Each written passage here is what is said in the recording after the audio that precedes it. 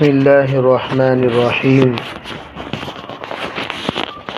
الحمد للہ رب العالمین والصلاة والسلام علی سید الانبیاء والمرسلین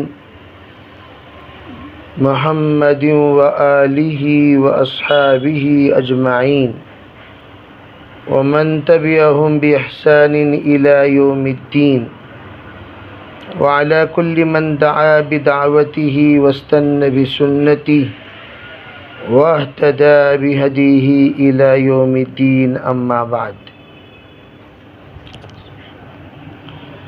أعوذ بالله من الشيطان الرجيم بسم الله الرحمن الرحيم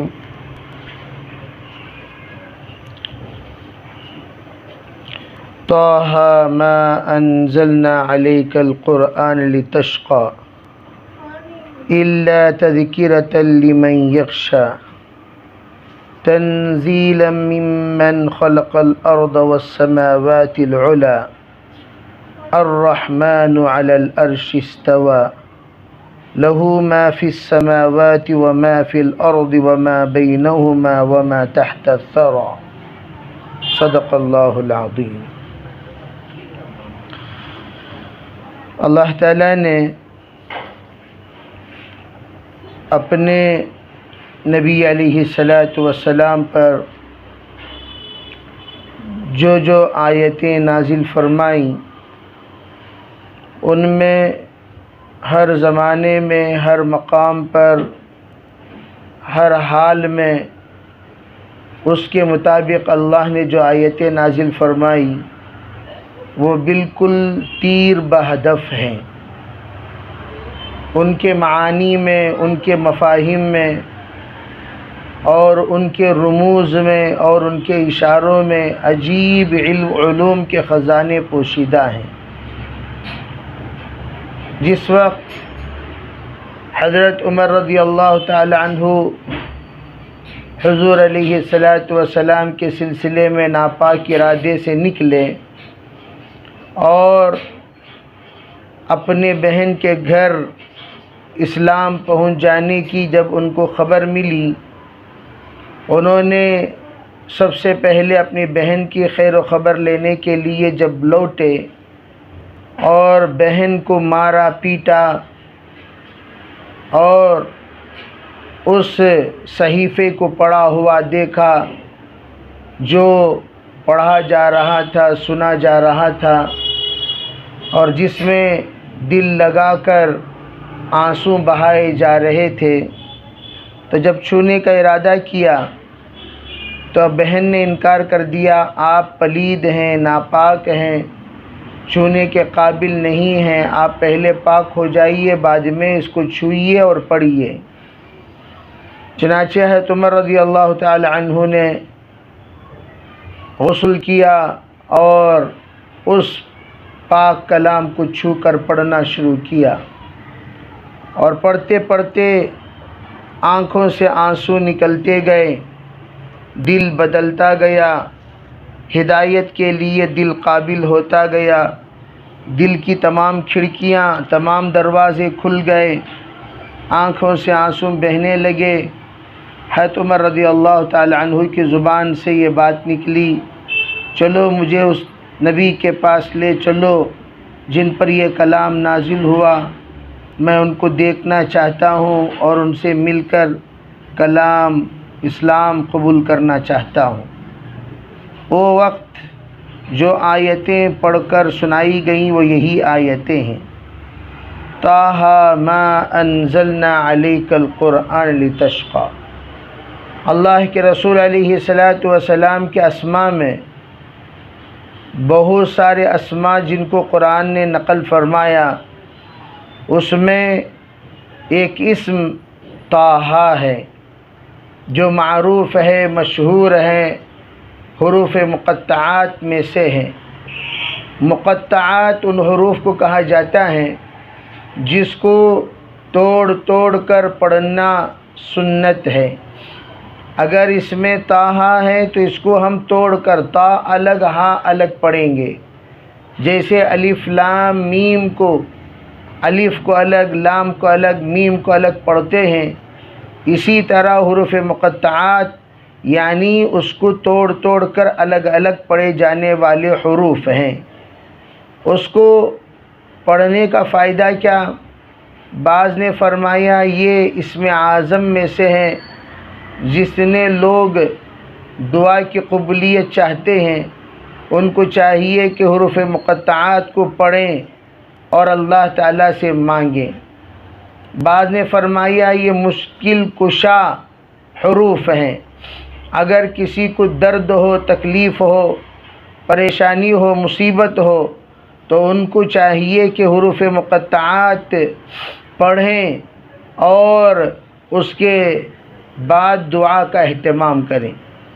بعض نے فرمایا حروف مقطعات لکھ کر اپنے پاس رکھ لیا کریں، تکلیف میں بہت ہی زیادہ مفید ثابت ہوگی اور تسلی اور امید کا سبب بنے گی۔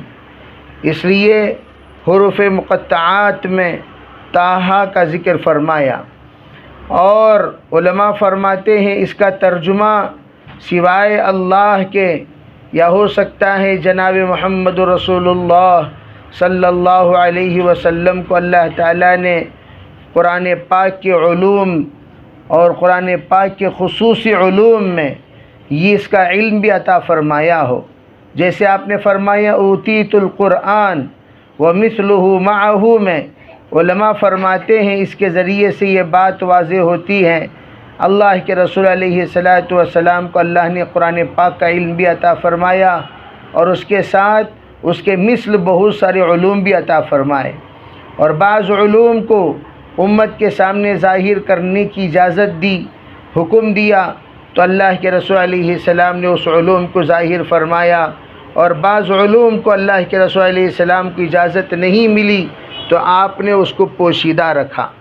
چنانچہ ایک اور روایت میں ہے لو تعلمون ما اعلم لبکیتم کثیرا ولضحکتم قلیلا، اس سے بھی یہ بات واضح ہوتی ہے اگر میں وہ تمام باتیں جو میں جانتا ہوں آخرت کے سلسلے میں، قبر کے سلسلے میں، اللہ کی گرفت کے سلسلے میں، اللہ کی پکڑ کے سلسلے میں، اگر وہ تمام باتیں میں آپ کے سامنے بتا دوں تمہاری ہنسی بند ہو جائے، مسلسل تم رونے لگو، تو اس سے بھی یہ بات معلوم ہو رہی ہے اللہ کے رسول علیہ الصلاۃ والسلام کو بہت ساری باتیں اللہ نے بتائیں، لیکن امت کے اندر اسے سہنے کی طاقت اور ہمت نہیں ہے اور اتنا حوصلہ نہیں ہے کہ اسے برداشت کر سکے۔ اللہ کے رسول علیہ الصلاۃ والسلام کے اس علوم کو برداشت کرنے کے قابل امت نہ ہونے کی وجہ سے اللہ نے ان علوم کو بتانے سے روک لیا۔ اسی طرح شب قدر کا علم ہے، شب قدر کا علم اللہ نے عطا فرما کر اللہ کے رسول کے ذہن سے اللہ نے اوجھل کر دیا وقتی طور پر، تاکہ وہ علم بندوں کو نہ ملے ورنہ غافل ہو جائیں گے، تلاش کرنے سے رہ جائیں گے۔ جو دن شب قدر کا متعین کر دیا جائے وہ دن پر مطمئن ہو کر رہ جائیں گے، چلو بھائی انا انزلناہ فی لیلۃ القدر والی ہمیں قابل قدر رات مل گئی، اب ہم دوسرے راتوں میں جاگنے کی کیا ضرورت، اللہ کے سامنے رونے کی کیا ضرورت، استغفار کی کیا ضرورت، التجا کی کیا ضرورت، اطمینان کے ساتھ ہم سوتے ہیں، کھاتے ہیں، پیتے ہیں، شب قدر متعین ہے، اس دن ہم اپنے آپ کو تیار کرا کر اس رات میں مکمل جاگنے کا اہتمام کر لیں گے، اللہ کے سامنے رو لیں گے، اللہ کے سامنے گر گرا لیں گے، اللہ کے سامنے اپنے آپ کو پیش کریں گے اور ہر طرح کے خیر اللہ سے مانگ لیں گے، ہر طرح کے شر سے پناہ لے لیں گے۔ اس طرح کا ایک تصور کے ساتھ ایک اعتبار سے کسلانی، ایک اعتبار سے سستی، ایک اعتبار سے غفلت پیدا ہو جانے کا اندیشہ تھا، اللہ نے اس علم کو روک لیا۔ صحابہ فرماتے ہیں اللہ کے رسول علیہ الصلاۃ والسلام نے ایک مرتبہ قیامت کے تذکرہ کرتے ہوئے آپ نے فجر سے لے کر ظہر تک تذکرہ کرتے رہے، پھر ظہر سے لے کر عصر تک آپ نے اس کا تذکرہ فرمایا، قیامت تک آنے والی تمام باتوں کو آپ نے اشارہ فرمایا، یہاں تک کہ فرماتے ہیں قیامت سے پہلے 3 جھوٹے نبی پیدا ہوں گے، 30 کذابون کلہم یزعمون انہ نبی وَأَنَا خَاتَمُ النَّبِيِّينَ لَا نَبِيَّ بَعْدِي، فرمایا 30 جھوٹے نبی پیدا ہوں گے اور ہر ایک کا یہ دعویٰ ہوگا میں نبی ہوں، میں نبی ہوں، میں نبی ہوں۔ جناب رسول اللہ صلی اللہ علیہ وسلم نے فرمایا ایک بات سنو، انا خاتم النبیین لا نبی بعدی، میں آخری نبی ہوں، میرے بعد کوئی نبی آنے والا نہیں ہے۔ یہ جھوٹے نبیوں کے چکر میں مت پڑا کرو۔ جھوٹے نبیوں کا نام آپ نے بتایا، خاندان آپ نے بتایا، علاقہ آپ نے بتایا، آپ نے ان کے فتنوں کا اسباب آپ نے بتائے، یہاں تک کہ وہ مستدلات بھی آپ نے بتا دیا کن کن آیتوں کے ذریعے سے وہ گمراہ کریں گے۔ جیسے غلام احمد قادیانی نے، احمد اس کا نام تھا، اس نے کیا کیا؟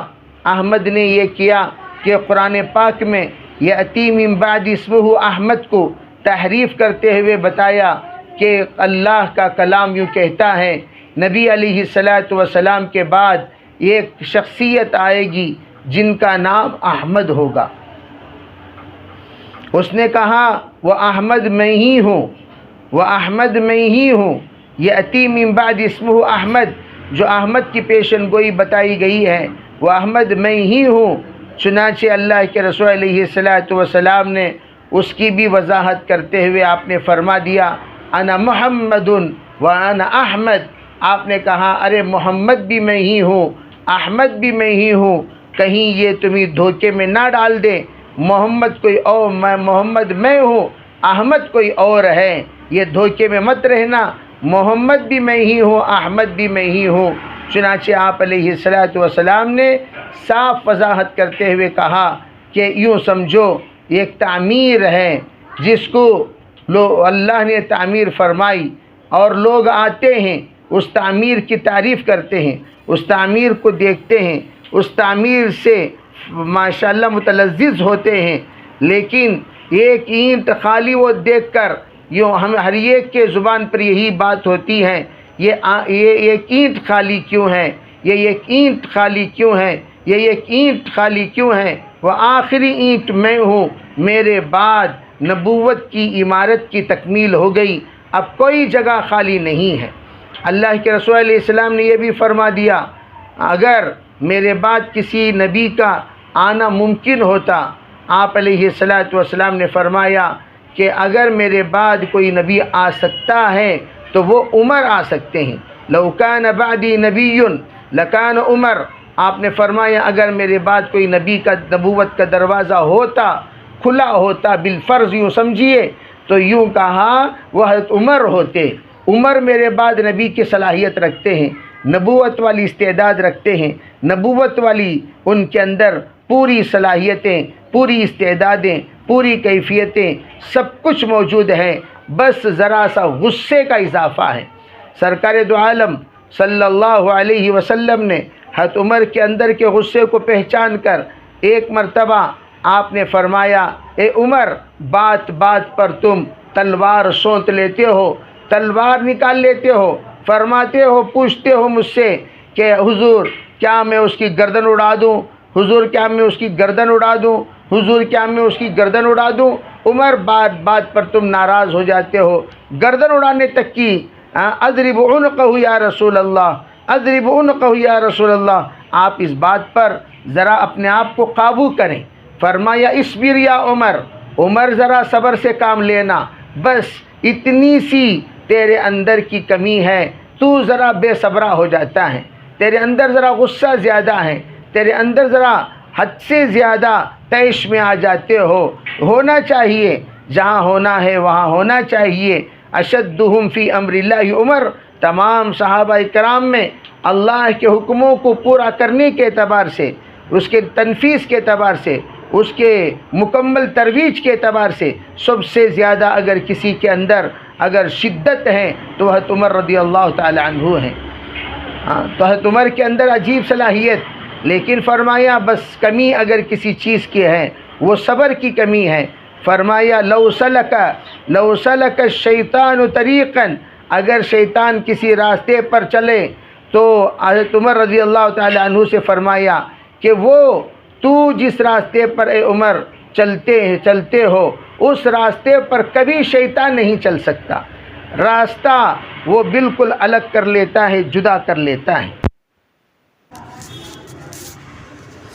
تو اس لیے کہا گیا کہ ہم لوگ اس بات کی فکر کریں، کوشش کریں کہ کسی بھی طرح سے ہم اللہ جل جلالہ امن والہ کے اس انعام پر توجہ دیں، اس انعام پر توجہ دیں کہ اللہ رب العزت نے جو انعام سے نوازا ہے، تو اللہ نے انعامات سے نوازا، ان انعامات پر توجہ دیتے ہوئے ہم لوگ اس بات کی فکر کریں کہ حضرت عمر رضی اللہ تعالی عنہ جس طریقے سے مکمل طور پر آپ نے اس بات کا لحاظ رکھا، اندازہ کیا کہ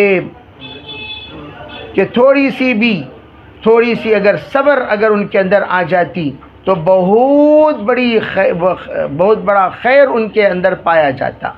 خیر یہ بھی من جانب اللہ نظام تھا۔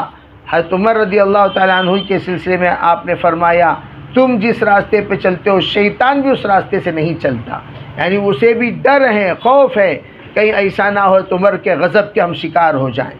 بہرحال میں یہ عرض کر رہا تھا، حضرت عمر رضی اللہ تعالی عنہ سے آپ نے فرمایا اصبر یا عمر فإن الحلیم کاد ان یکون نبیا، عمر ذرا صبر کر لو، اس لیے کہ جس کے اندر حلم ہو، جس کے اندر بردباری ہو، وہ قریب ہے کہ اس کے اندر نبوت کے تمام صفات پائے جائیں، اس لیے ذرا صبر کرو، یہ آپ نے ارشاد فرمایا۔ الغرض میں یہ بتا رہا تھا حضرت عمر رضی اللہ تعالی عنہ نے جب سب سے پہلے اپنا کلام اٹھایا اور پڑھنا شروع کیا تو کیا پڑھا؟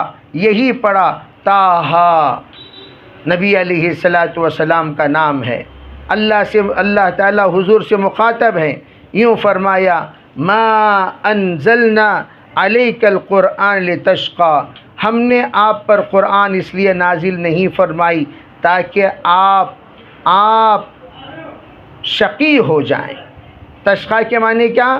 آپ شقی ہو جائیں یعنی آپ کی قسمت میں بد لانے کے لیے ہم نے قرآن پاک نازل نہیں فرمایا، یعنی آپ جو اس وقت قرآن پاک کا پیغام پہنچانے کے بعد آپ جو عزت کی کمی پا رہے ہیں، آپ تھوڑی سی ذلت والا ماحول دیکھ رہے ہیں، قرآن پاک کے آنے کے بعد سے ذرا آپ سے لوگ بے رخی کر رہے ہیں، الٹی سیدھی باتیں کس رہے ہیں، اور طرح طرح کے حالات جو آپ پر آ رہے ہیں، ان حالات میں ملوث کرنے کے لیے ہم نے قرآن کو نازل نہیں فرمایا، بلکہ آپ کو ہم نے کیوں نازل فرمایا اس قرآن کو؟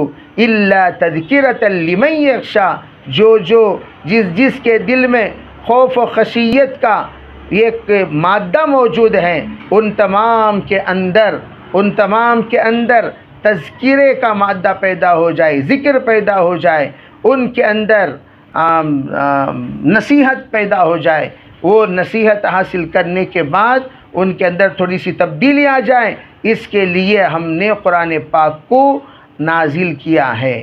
اور یہ قرآن جو نازل ہوا کہاں سے نازل ہوا؟ تنزیل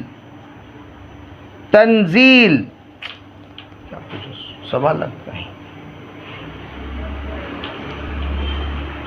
تنزیلاً فرمایا یہ کیا ہے؟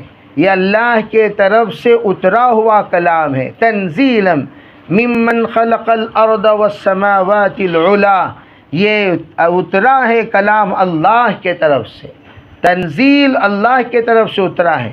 کون ہے وہ اللہ؟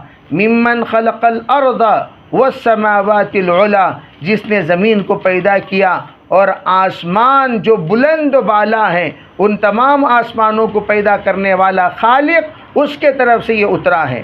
کون ہے وہ خالق؟ الرحمن، رحمان ہے وہ، علی العرش استوى، جو عرش پر فائز ہے۔ اللہ نے سب سے پہلے اپنا تعارف کرایا، الرحمن ہے جس کے طرف سے قرآن نازل ہوا ہے، علی العرش استوى، جو عرش پر فائز ہے، اور وہ اس کی طاقت کیا ہے؟ لہو ما فی السماوات وما فی الارض، فرمایا جو کچھ آسمان و زمین میں موجود ہیں، وما بینہما، اور ان کے درمیان جتنے مخلوقات ہیں، وما تحت الثری، اور زمین کے اندر جتنے خزانے موجود ہیں، سب کے سب کا مالک وہی ہے۔ اللہ اکبر۔ اور پھر کیا کہا؟ سنو اللہ کا علم کتنا محیط ہے، وَإِن تَجْهَرْ بِالْقَوْلِ اگر تم زور سے بھی کوئی بات کہو فَإِنَّهُ يَعْلَمُ السِّرَّ وَأَخْفَى اللہ تعالیٰ سر اور خفی اور جری سب کو جانتا ہے، جہری اور سری دونوں سے اللہ واقف ہے۔ یہ ہے اللہ تعالیٰ کا علم۔ چاہے تم دل میں کوئی بات چھپا لو یا زبان سے کوئی بات کہہ دو، تمہارے اندرونی اور بیرونی، تمہاری باطنی تمہاری ظاہری سب حالات کو اللہ جانتا ہے۔ وہ کون ہے اور اس کا تعارف کیا ہے؟ اللہ لا الہ الا ہو، اللہ ہے جس کے سوا کوئی معبود نہیں۔ لہ السماوات لہ الاسماء الحسنی، اس کے اسماء الحسنی ہیں۔ اسماء الحسنی اللہ کے 99 نام ہیں، اس لیے کہ یہ ایک ماحول جب اللہ تعالیٰ نے حکم نازل کیا اسجدوا للرحمن، لوگوں نے آ کر ہنگامہ کرنا شروع کر دیا۔ نبی کہتے ہیں میرا تو خدا ایک ہے، لیکن دیکھو اے لوگو، یہاں تو یہ اللہ اللہ کہہ رہے تھے، اب تو رحمان رحمان کہہ رہے ہیں۔ اب پتہ چلا ان کا ایک خدا نہیں، دو خدا ہیں، ایک اللہ ہے ایک رحمان ہے۔ آیت نازل ہوئی ادعوا اللہ ادعوا الرحمن ایما تدعوا فلہ الاسماء الحسنی، فرمایا تم اللہ پکارو یا رحمان بول کر پکارو، جو بھی پکارو گے یہ بات اچھی طرح جان لو اللہ کے لیے اسماء الحسنی، یعنی اسماء الحسنی 99 نام ہیں، 99 نام ہیں۔ یہ 99 نام اللہ کے ہیں۔ اللہ تعالیٰ نے فرمایا تم رحمان بولو، رحیم بولو، کریم بولو، جبار بولو، مالک بولو، تواب بولو، حنان بولو، متین بولو، منان بولو، جو بھی نام اللہ کے پکارو یہ سب اللہ ذوالجلال والاکرام ہی کا نام ہے۔ جس نام سے چاہو تم اللہ کو پکار سکتے ہو۔ وَلَهُ الْأَسْمَاءُ الْحُسْنَى، یہ آیتیں حضرت عمر رضی اللہ تعالی عنہ نے پڑھی، پڑھتے ہی اللہ کا تعارف ہو گیا، اللہ کا پہچان ہو گیا، اللہ کی معرفت حاصل ہو گئی، اللہ رب العزت کے کلام کی اس حسن و جمال اور اس لذت فصاحت و بلاغت کو محسوس کر لیے۔ فوراً انہوں نے اللہ کے رسول علیہ الصلاۃ والسلام کے دربار میں حاضری کا ارادہ فرما لیا، حاضر ہوئے اور الحمدللہ اسلام میں داخل ہو گئے۔ اللہ کے حضرت عمر رضی اللہ تعالیٰ عنہ خود فرماتے ہیں انا کنا اذل الناس اعز اللہ لنا بالاسلام، ہم بڑے ذلیل لوگ تھے، پروردگار عالم نے ہمیں عزت بخشی ہے، ہمیں عزت بخشی ہے۔ بہرحال اللہ نے الحمدللہ عزتوں سے، رحمتوں سے، عافیتوں سے، برکتوں سے نوازا قرآن پاک کے بدولت۔ تو قرآن پاک کی یہ آیتیں ہی ہیں جنہوں نے حضرت عمر کی زندگی کو بدل دیے۔ اس لیے میں ہمیشہ کہا کرتا ہوں یہ قرآن ہم سے کیا کہتا ہے، کتنی پیاری پیاری باتیں ہیں، کیا پیارا رب الجلال کا انداز ہے۔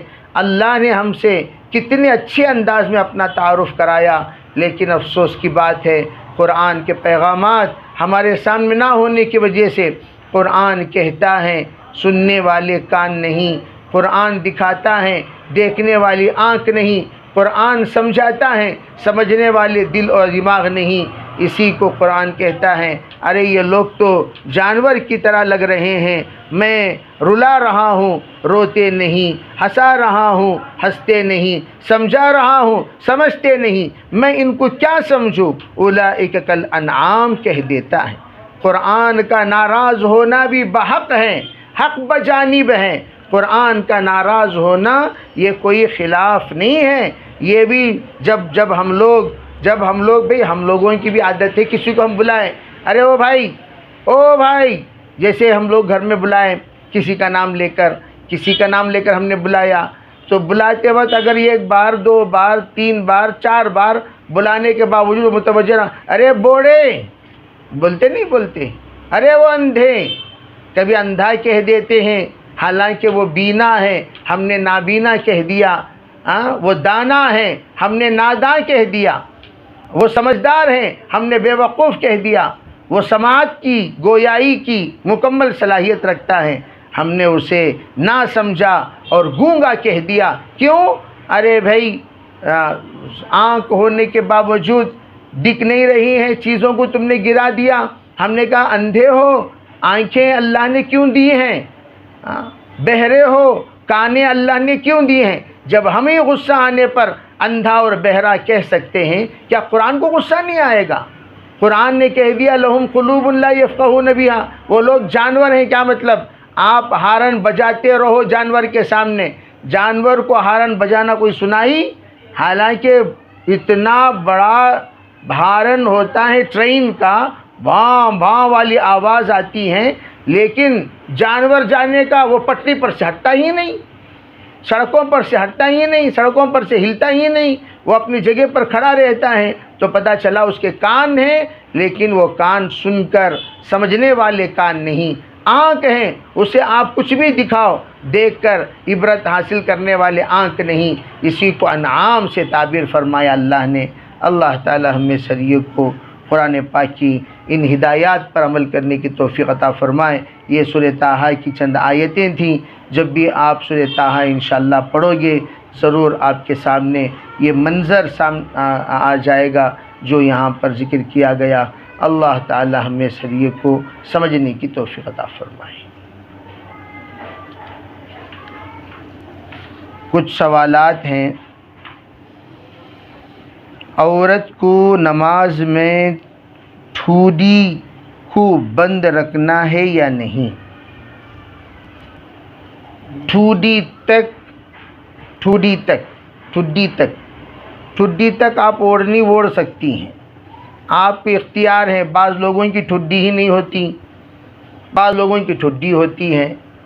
اب بھائی دیکھنا یہ ہے کہ ٹھڈی تک، جہاں پر بعض لوگوں کا برقعے کا چہرہ بڑا ہوتا ہے، بعض لوگوں کا چھوٹا ہوتا ہے، جیسا بھی ہو ٹھڈی کے نیچے آپ ایک پن مار لیں اور چہرہ کھلا رکھیں، بس اس سے زیادہ کھلا نہ رکھیں کہ گردن نظر آئے، بس اتنا خیال رکھیں گردن تک آپ کو لے جانے کی اجازت ہے۔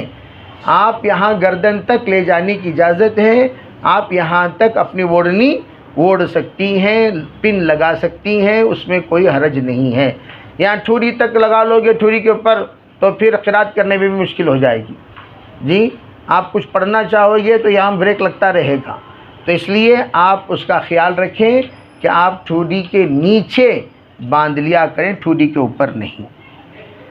سوال یہ ہے کہ انی وجہت وجہیہ کو نماز سے پہلے پڑھنا کیسا ہے؟ پڑھ سکتے ہیں، پڑھنے میں کوئی حرج نہیں ہے، لیکن سنت نہیں ہے، ضروری نہیں ہے۔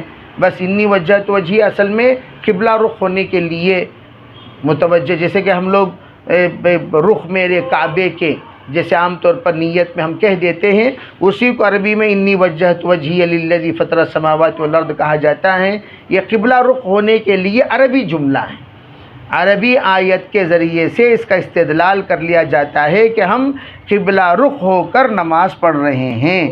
اگر کوئی پڑھتے ہیں تو کوئی حرج نہیں، پڑھنے کو ضروری نہ سمجھیں، پڑھنے کو سنت نہ سمجھیں، بس اتنا خیال رکھیں۔ اور اکثر لوگ کہتے ہیں کہ کیا یہ معلمہ کی یہ مصلی کی دعا ہے؟ نہیں، کوئی نہیں، مصلی کی دعا ہوا کچھ نہیں ہے۔ دیکھو عام طور پر یہ جو جملہ ہے اکثر لوگ کہتے ہیں، اکثر لوگ کہتے ہیں اس لیے ہم دوا نہیں کھاتے، اکثر لوگ کہتے ہیں اس لیے آپریشن نہیں کر لیتے، اکثر لوگ کہتے ہیں اس لیے سر نہیں مڈا لیتے۔ ہم لوگ ماہرین کے پاس جا کر پہلے تحقیق کرتے ہیں، کیا جناب یہ داڑھ نکالنا ہے؟ اگر وہ کہتا ہے تو نکالتے ہیں، نہیں تو اکثر لوگ داتا توڑ لو تو توڑ لیتے ہیں۔ لیکن افسوس کی بات یہ ہے کہ مسائل میں صرف اکثر لوگ یاد آتے ہیں۔ اکثر لوگ کیوں؟ جب مسائل کا معاملہ آتا ہے تو جیسے آپ اپنی طبیعت کے معاملے میں ماہر ڈاکٹر کی طرف متوجہ ہوتے ہو، ماہر حکیم کی طرف جاتے ہو، تو شریعت کے معاملے میں اکثر لوگ اسے کہتے ہیں کلام الناس۔ یہ کلام الناس اسے کہتے ہیں اسٹریٹ نیوز، اس کا کوئی اعتبار نہیں ہوتا، اس کا کوئی وزن نہیں ہوتا۔ یہ قیلہ ہے اور قیلہ ہمیشہ ڈھیلا ہے، اس کا کوئی اعتبار نہیں ہوتا۔ اس لیے اکثر لوگ اس بات کا نہیں، بھئی مفتی صاحب کیا کہتے ہیں، مولوی صاحب کیا کہتے ہیں، عالم صاحب کیا کہتے ہیں، یہ آپ کو سننا چاہیے. یہ اکثر لوگوں کی بات شریعت میں نہیں سننا کبھی بھی کسی بھی معاملے میں. انہوں بولے، وہ آپا بولے، یہ آپا بولے بول کر بعض لوگ تاپا ڈال لیتی. آپا پر تاپا ڈالنے کا نہیں ہے. تاپا کے معنی کیا ہے؟ اپنے علم کا دروازہ بند کر لیتے ہیں. ایسا نہیں یہ بولے وہ بولے، ایسی بات نہیں. بعض مرتبہ لوگ سنتیں واجبات وغیرہ میں فرق کر لیتے ہیں. اس لیے پہلے علماء سے پوچھ لینا چاہیے. وہ علماء جو ماہرین فن ہیں، مسائل کے عالم ہیں، جو سیاق و سباق کو جانتے ہیں اور اچھی طرح شریعت کے مزاج کو جانتے ہیں، قرآن و حدیث کے مزاج کو جانتے ہیں اور اس کے طبیعت کو بتا کر آپ کو تسلی بخش جواب دیتے ہیں، ان سے آپ کو معلوم کر لینا چاہیے. اگر نماز میں، اگلا سوال ہے، اگر نماز میں بھولے سے رکعت زیادہ ہو گئے تو کیا سجدے سہو سے نماز ہو جائے گی یا دہرانا ہوگا؟ اگر کم ہو گئے تو پھر اتحیات کے بعد یاد آیا اور ایک رکعت پڑھ لیے تو کیا سجدے سہو سے نماز ہو جائے گی؟ دیکھیے، بنیادی بات سمجھو. سجدے سہو یہ صرف واجبات کے چھوٹنے پر کیا جاتا ہے، فرائض کے چھوٹنے پر نہیں. پہلے یہ سمجھ جانا. ایک صاحب سجدے سہو کیے، ان سے پوچھا گیا بھئی آپ نے سجدے سہو کیوں کیا؟ کہنے لگے بھئی اس لیے کیا کہ میں بغیر وضو کے نماز پڑھ لیا تھا. نماز بغیر وضو کے پڑھ لیے تو انہوں نے سجدے سہو کر لیا. تو لوگ یوں سمجھے کہ ہر نماز کی کمی کی دوا سجدے سہو ہے. ایسا نہیں ہے. جیسے 2 رکعت والی نماز میں اتحیات فرض ہے، اگر کوئی وہ اتحیات چھوڑ کر تیسری رکعت میں کھڑا ہو گیا، نفل ہے تو چلو بھئی 4 رکعت پڑھ کر سجدے سہو کر لیجئے، اس لیے کہ آپ نے 2 رکعت کے بعد کے اتحیات چھوڑ دیے، نماز ہو جائے گی. اگر فرض ہے تو ہرگز نماز نہیں ہوگی. ہاں فرض نماز 2 رکعت والی میں 2 رکعت کے بعد کے اتحیات فرض ہیں، 4 رکعت والی میں چوتھی رکعت کے بعد کے اتحیات فرض ہیں، 3 رکعت والی میں تیسری رکعت کے بعد کے اتحیات فرض ہیں. اگر کوئی 4 رکعت والی میں 2 رکعت کے بعد کے اتحیات چھوڑ دے، 3 رکعت والی میں 2 رکعت کے بعد کے اتحیات چھوڑ دے، تب جا کر اس کی نماز سجدے سہو سے ہو جائے گی. اگر 3 رکعت والی میں تیسری رکعت کے بعد کے اتحیات چھوڑ دے تو وہ فرض چھوٹ گیا، اس کی وجہ سے نماز نہیں ہوگی، اتحیات سے اس کی تلافی نہیں ہوگی. یہ بات یاد رکھو. دوسری بات کیا ہے؟ دوسری بات یہ ہے کہ اب رکعتوں کا اونچ نیچ ہو جانا، زیادہ کم ہو جانا، یہ نفل میں ہو رہا ہے یا فرض میں ہو رہا ہے؟ دیکھ لیجئے. فرض میں ہو رہا ہے تو میں نے جو قاعدہ بتایا اس قاعدے کو اپلائی کر لیجئے، اس قاعدے کے مطابق عمل کر لیجئے. فرض میں اگر نفل میں ہو رہا ہے تو نفل میں بھی ہر 2 رکعت کے بعد 2 رکعت کی نیت کی آپ نے تو فرض ہے. لیکن نفل میں فقہا نے یہ گنجائش دے رکھی ہے، چلو بھئی آپ نفل پڑھ رہے ہیں اس لیے اس کے 3 رکعت پڑھ لیے، 3 رکعت کے بعد کیا اتحیات بڑھ گئی، 1 رکعت بڑھا لیجئے، بڑھا کر آپ 4 رکعت مکمل کر لو، اتحیات پڑھ لو، سجدے سہو کر لو اور اپنی نماز کی کمی کو دور کر لو. نفل میں گنجائش نکل سکتی ہے لیکن فرائض میں گنجائش نہیں نکل سکتی. اگر فرائض میں اس طرح ہو گیا تو دوبارہ دہرانا ہوگا، نفل میں دہرانے کی ضرورت نہیں ہے. ارے اس بات کو اچھی طریقے سے سمجھ لینی چاہیے. تمام خواتین کو نفل کے اندر بہت ساری رخصتیں ہیں، بہت ساری اس میں آپ کو اجازتیں مل جائیں گی، لیکن فرائض میں بڑی، جیسے کہ میں نے کہا بے قیام، اگر کوئی قیام پر قدرت رکھتے ہوں، فرض میں قیام کرنا فرض ہے. قیام کی قدرت رکھنے کے باوجود بیٹھ کر نماز پڑھ رہے ہیں تو نماز نہیں ہوگی. ہاں البتہ نفل میں گنجائش نکل جائے گی، چلو بھئی سنتوں میں نکل جائے گی، آپ بیٹھ کر پڑھ رہے ہیں، چلیے آپ کو گنجائش نکل جائے گی، لیکن فرائض میں نہیں نکل سکتی. اس لیے فرض نمازوں میں ذرا سا احتیاط کر لیں، ذرا اس میں احتیاط کے ساتھ کارروائی کریں. آگے فرماتے ہیں، اگلا سوال ہے، سوال کیا روزے کی حالت میں پیشانی پر چتا لگانا، جنتر جنتر لگا سکتے ہیں اور انجیکشن لگا سکتے ہیں، پیشانی پر انجیکشن نہیں لگا سکتے۔ ارے بھائی پیشانی پر ہڈیاں ہوتی ہیں، وہاں انجیکشن لگاؤ گے تو انجیکشن بھی ٹوٹ جائے گی، ہے نا بھائی، پیشانی پر انجیکشن نہیں، پیشانی پر بدن پر انجیکشن لگا سکتے ہیں، کوئی حرج نہیں ہے۔ اگر کوئی رمضان المبارک کے روزے میں یا دیگر روزے میں انجیکشن لگانا چاہے دوائی کی تو ایسے موقع پر روزے میں کوئی فرق نہیں پڑتا، لگا سکتے ہیں۔ طبیعت ناساز ہو گئی، بخار ہو گیا، سردی ہو گئی یا دمہ چڑھ رہا ہے، انجیکشن لگانے کی ضرورت پڑ گئی آپ کو، یا درد حد سے زیادہ تکلیف بڑھ گئی ہے بدن میں، تو انجیکشن لگا سکتے ہیں، اس میں کوئی حرج نہیں ہے۔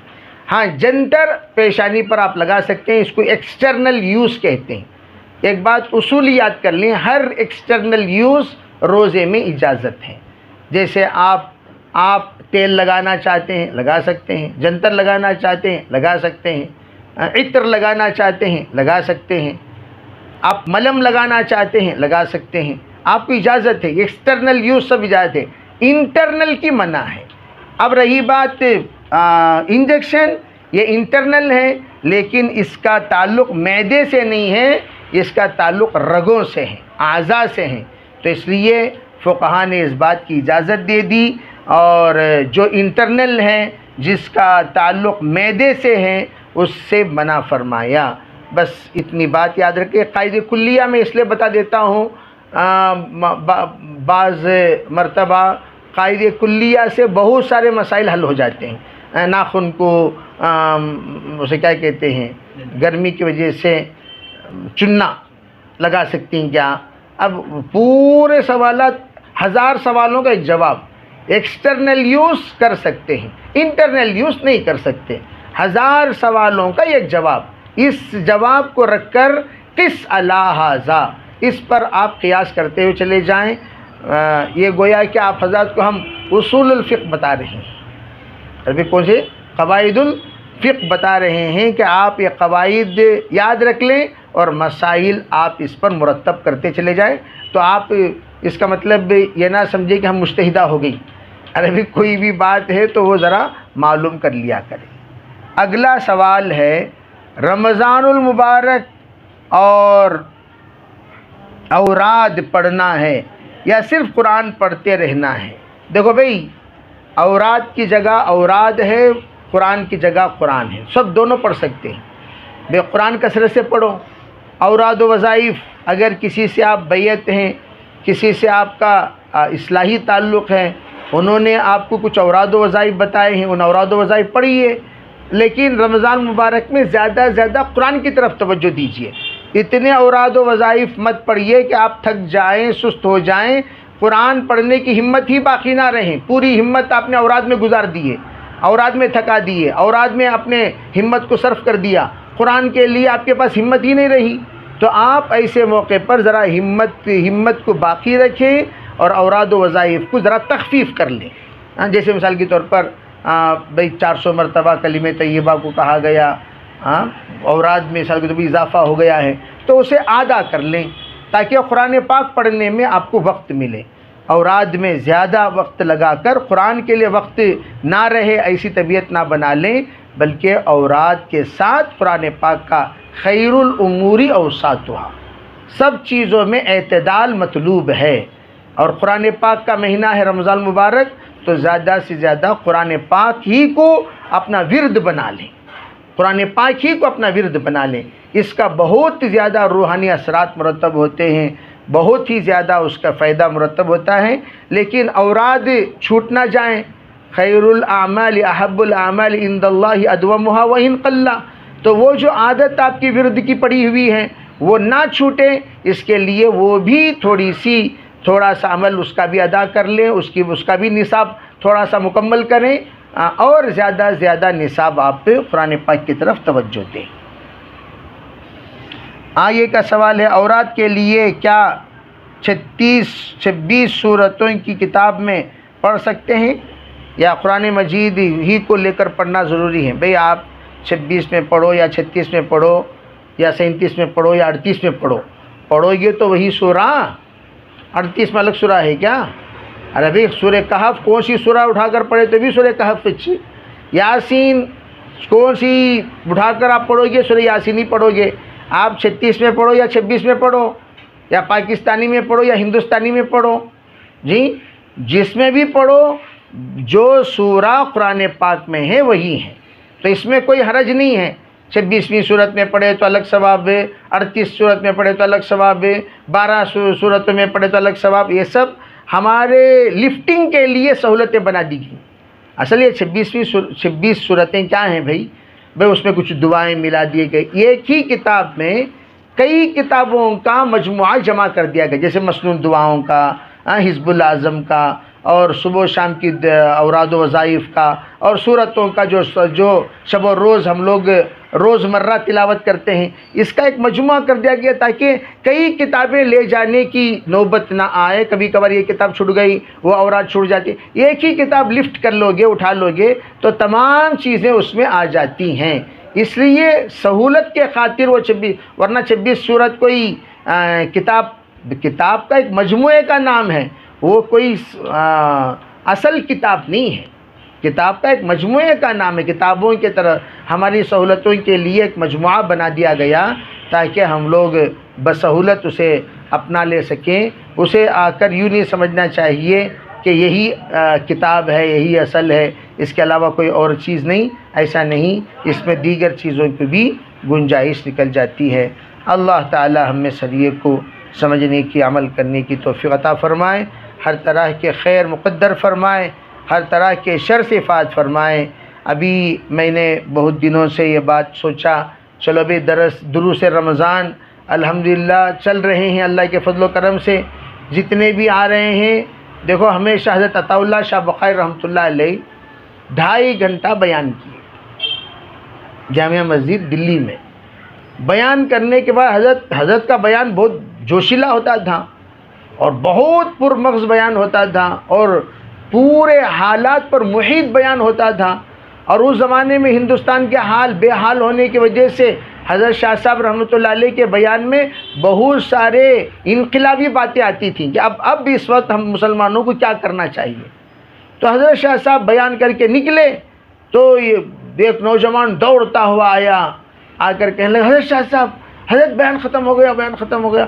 اس کی حالت کہنے لگے میں اتنی دور سے آ رہا ہوں صرف آپ کا بیان سننے کے لیے، حضرت ہم نے آپ کا بیان نہیں سن سکے، بات ختم ہو گئی۔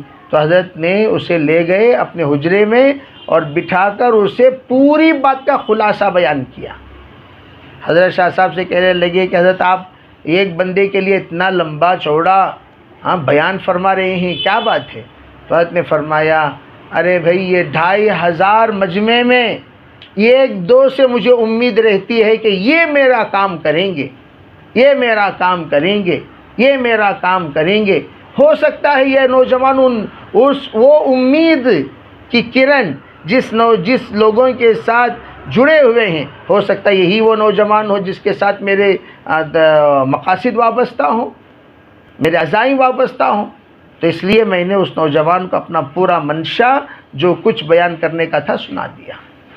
تو اسی طرح ہم لوگ پبلک نہیں دیکھتے کتنے آئے کتنے گئے، اتنے آئے تو عدد جیسے مولانا حسین علی فرمایا کرتے تھے مجھے صرف 313 بدری صفات والے چاہیے عالم میں انقلاب لانے کے لیے۔ 313 پورے اجتماعات ہزاروں کا جو بھی پورے کائنات میں ہو رہا ہے وہ صرف ان 313 کے انتظام کے لیے، انتظار میں جو 313 اصل مقصود ہیں دعوت و تبلیغ کے، پورا مجمع نہیں، وہ 313 پورے عالم میں 313۔ اگر 313 کھڑے ہو گئے اللہ تعالیٰ پورے عالم کو کھڑا کر دے گا۔ تو اسی طریقے سے حالانکہ ہزاروں کا مجمع رہتا ہے، پان کھانے کا مجمع، جان کھانے کا مجمع، سڑکوں پہ گھومنے کا مجمع، بازار میں پھرنے کا مجمع، میلہ دیکھنے کے لیے آنے والا مجمع، مجمع جائزہ لینے کے لیے آنے والا تماشائی مجمع، ان سب سے کام کیا ہوتا ہے؟ اس طرح ہم لوگ جتنی خواتین ماشاءاللہ قربانی دے کر آ رہی ہیں، اور جتنی خواتین اور جتنے بھائی اور بہن ہمارے سن رہے ہیں دور دور سے ہی کیوں نہ ہو، انشاءاللہ امید اللہ کی ذات سے اللہ ان سے ضرور اللہ کام لے گا اور یہی ہمارے لیے نجات کے سبب بنیں گے۔ تو میں یہ سوچا کہ روزمرہ جو صورتیں ہم لوگ پڑھتے ہیں اس میں سورہ فاتحہ کا تو خلاصہ آپ حضرات کے سامنے آ گیا، اور اس کے علاوہ سورہ ناس پیچھے سے ایک 10 صورتوں کا خلاصہ بھی دروس رمضان میں آ جائے، تاکہ آپ حضرات کے سامنے سننے سنانے میں پڑھنے میں ذرا وہ مطلب آپ کے سامنے اگر رہیں گے تو آپ کو پڑھنے میں بھی آسانی ہوگی، بڑی خوشی ہوگی۔ اس لیے آپ سب سے گزارش ہے آپ متوجہ ہو کر بیٹھیں۔ انشاءاللہ سورہ اخلاص کا ترجمہ، مطلب، مفہوم، مختصر تشریح، اس کا شان نزول آپ سورہ ناس کا آپ کے سامنے بیان کیا جائے گا، پھر انشاءاللہ اس کا فائدہ فوائد بھی آپ کو بتائے جائیں گے۔ اللہ تعالی ہمارے بیٹھنے کو بے انتہا قبول فرمائے اور ہمارے سمجھنے کو بھی قبول فرمائے۔